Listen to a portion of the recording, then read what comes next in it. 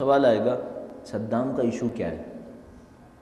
Americans جانتے ہیں کہ لوگ ان سے کتنا نفرت کرتے ہیں، انہوں نے اپنی اس نفرت کو بھی اپنے حق میں استعمال کیا، صدام کو ہیرو بنا کر۔ اگر صدام کو امریکہ نے پھانسی نہ دی ہوتی تو کسی کے ذہن میں بھی نہیں آتا کہ صدام کے اوپر کوئی آنسو بہنا چاہیے۔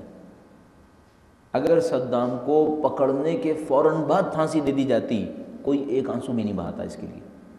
انہوں نے خود صدام کا کیس بنایا، اس کو پکایا، اچھی طرح ڈیولپ کیا، اس کے بعد اس کو ایسے سرکمسٹانسز میں پھانسی دی کہ لوگوں کو مظلوم نظر آئے۔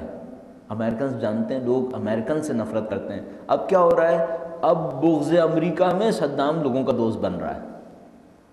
وہ صدام جو ایک آرٹیکل لکھنے والے نے بہت اچھا لکھا، شاید پرسوں کے ڈان میں آیا تھا، اس نے اسٹارٹنگ پوائنٹ میں اس طرح سے لکھا کہ اگر دنیا میں کسی کا حق ہو کہ اسے سزائے موت دی جائے تو اس وقت دنیا میں سب سے زیادہ حق صدام کا تھا کہ اسے سزائے موت دی جائے، چونکہ یہ قتل کا حکم نہیں دیتا تھا، پرسنلی قتل کرتا تھا۔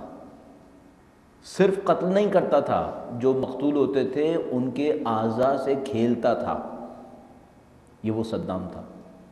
دنیا جانتی ہے کیا تھا، لیکن اب ہر روز اخبار میں آ رہا ہے فلاں نے ڈپریس ہو کر خودکشی کر لی۔